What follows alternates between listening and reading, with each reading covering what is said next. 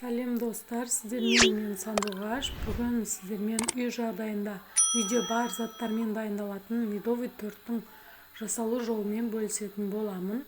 Бізге қажетті заттарымыз 4 жұмыртқа, 1 кесе шекер керек болады. Шекеріміз бен жұмыртқамызды жақсылап аппақ болғанға дейін араластыратын боламыз. Достар, менің арнама тіркелмеген болсаңыздар, тіркеліп, қоңырауша белгісін басып кетіңіздер. Алдағы уақытта рецепттермен бөлісетін боламын. Аппақ қылып араластырып алғаннан кейін ақ майымызбен 2 қасық ақ майымызбен 2 қасық әселімізді, мьотымызды салып, жақсылап араластыратын боламыз. Жарты чай қасық содамызды да қосып аламыз. Одан кейін ұнымызға разлохетілімізді қосып араластырып аламыз да, кейін массамызға қосатын боламыз. Қамырымыз қатты қою болып қалмау керек. Ұнды қосып араластырамыз. Аз-аздан қосып араластыратын боламыз. Сол кезде тестамыз жақсы көтерілетін болады. Менің арнама жазылмаған болсаңыздар, жазылып кетіңіздер достар. Қажетті заттардың барлығын описание бөліміне жазып қалдыратын боламын. Сол жаққа өтіп көрсеңіздер болады. Егер сұрақтарыңыз болса, комментарияға жазып кетулеріңізді сұраймын. Мен міндетті түрде сіздерге жауап беретін боламын. Осылай ұнымызды жақсылап араластырып аламыз. Уже тестамыз дайын. Қатты қою да, қатты сұйық та болмау керек. Тапамызды алып, астына пергамент қағазымызды жайып алдық. 2 қасықтан осылай салып, қолымызбен ұрғыштап отырып жаятын боламыз. Ұн шашып жаятын боламыз. Әйтпесе қолымызға жабысып қалуы мүмкін. Осылай барлығын жайып алып, 180 градуста 15-20 минутта пісіріп алатын боламыз.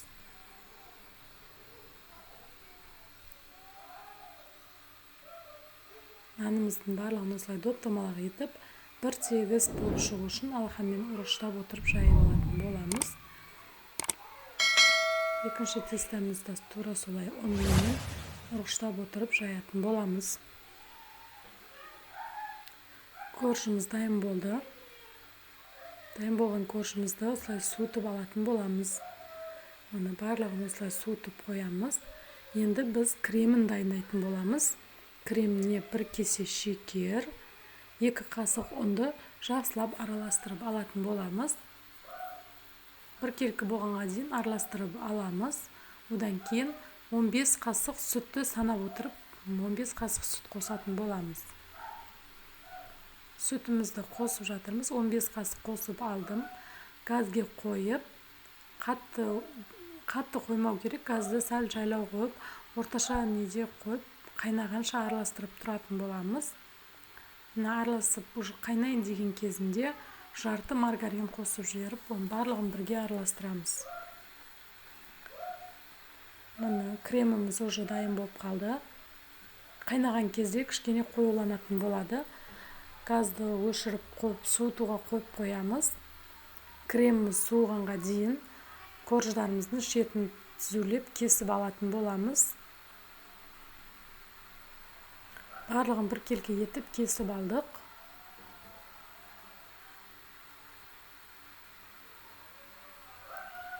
Бір келкі болған корждарымызды бір шетке қойып, енді кесілген ұсақтарын майдалап ұсақтайтын боламыз. Ол бізге бетіне шашқанға керек болады. Майдалап алдық. Енді кремдерімізді жағып, медовый тортымызды дайындайтын боламыз. Осылай пышақпен тесіп алып, кремдерін жағатын боламын. Барлық жеріне тигізіп, кремін жағып шығамыз.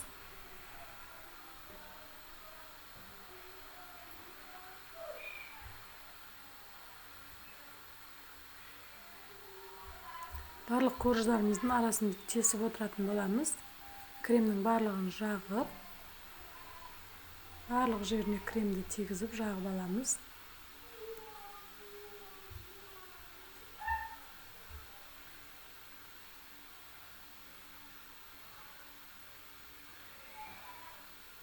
Тортымыз уже дайын болып қалды. Қонақ келіп қалған кезде тез дайындап алсаңыздар болады. Өте оңай, көп затты қажет етпейтін медовый торттардың бірі. Және өте жұмсақ болып шығады. Кремімізді барлық жеріне, жан-жағына, шеттерінің барлығына жағып шығамыз. Шеттеріне де жағып аламыз. Ұнтақталған нанның ұсағын беттеріне, жан-жағына шашып алатын боламыз. Барлық жеріне біркелкі етіп шашып аламыз. Медовый тортымыз дайын. Үйде жасап көрсеңіздер болады. Менің видеомның соңына дейін көрген болсаңыздар, сіздерге алғысым шексіз. Алдағы уақытта әртүрлі рецепттермен бөлісетін боламын. Сіздерге рахмет, менімен бірге болғандарыңыз үшін.